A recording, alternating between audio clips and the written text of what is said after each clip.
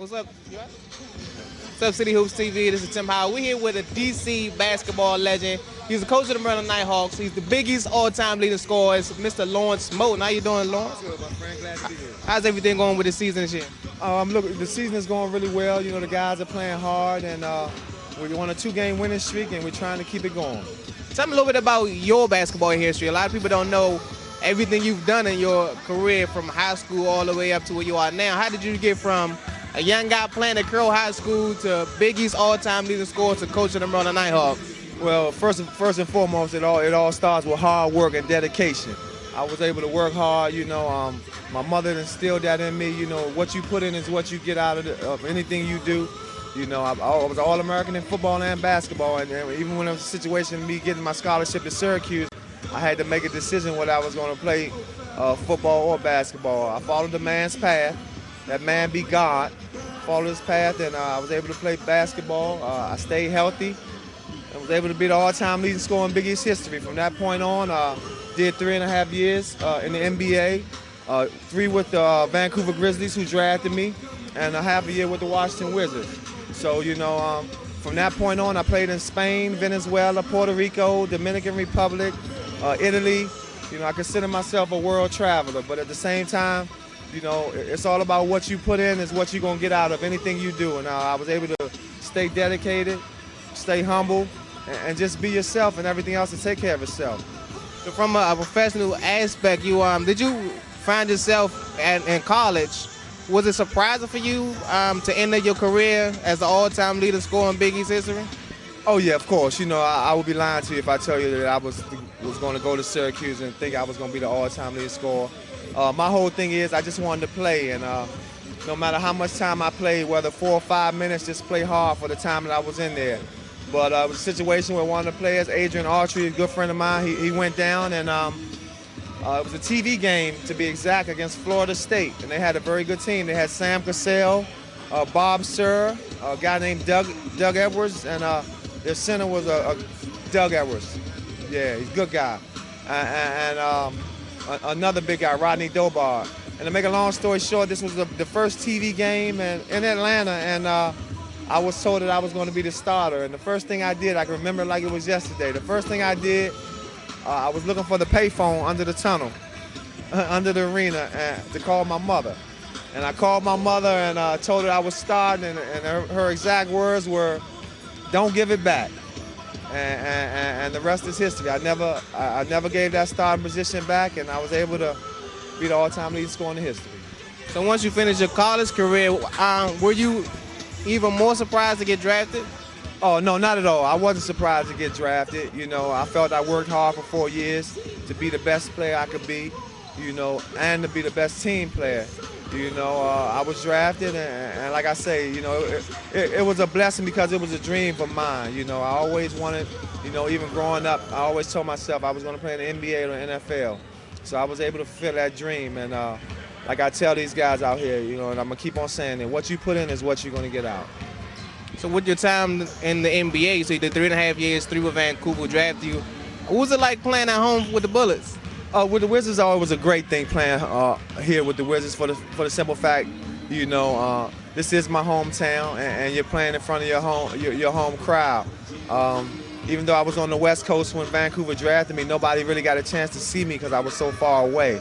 So it was definitely good being back on the East Coast, and playing for my home team is like a blessing. You went from playing in the NBA, you played all over, so you played in Spain and Venezuela. How does traveling all over the world, playing globally, help you as a person? Oh man, it definitely helped me as a person, you know. And I also take it as a blessing for the simple fact that, you know, this world is, where we are right now is a dot compared to the whole world. And I got a chance to travel and see how other people live, and how other people just live their life, and the cultural things that they do. And out of all the places, I can say Spain was probably my favorite. You know, they took something what you call a siesta, where the whole city shuts down at 4 o'clock. I mean, everything shuts down at 4. Dinner time was midnight. So, you know, it wasn't as stressful, you know, is what I'm saying. So, you know, it's a lot of more, you know, family time. You can go back home with your family and spend time with your family. So Spain was a very good place for me. So coming up from I say the streets of DC. Coming from DC, there's a lot of young guys. One reason why I do the show is to show the younger guys that making it is not impossible, because there's guys from where they are doing it. What does it mean for the younger guys who take basketball for granted to be able to learn to use it to your advantage? Well, the main thing is, it's a lot of peer pressure out here, and a lot of negative influence. If anything, I can tell you younger guys, stay focused, stay positive, and always, know that, if you work hard positively, everything else will take care of itself. Nothing comes easy, but at the same time, you got to follow, your path and the path that man upstairs is going to lead for you. Don't be a follower. If anything, I can say, never be a follower. Try to be a leader, and also, listen to your elders. A lot of the younger generation, I feel, even my generation, I'm 34, but at the same time, I feel that, I always respected my elders. And I feel that if you respect your elders and listen to them, because they've been on this earth longer than you. If you respect them and listen to them, everything else will take care of itself. So from a coaching aspect, you came to the Nighthawks as a player. You was an All-Star in 2005? Yeah. 2005, you was the ABA All-Star with the Maryland Nighthawks. How'd you end up coaching the Nighthawks? Well, I've known Tom for some years, and a couple of years ago, I was a player coach, playing with the Nighthawks, a situation where there's a brand new franchise in the area. And like I tell everybody, everybody's not going to make the NBA. Let's get that straight right there. But if you have a farm team in the area,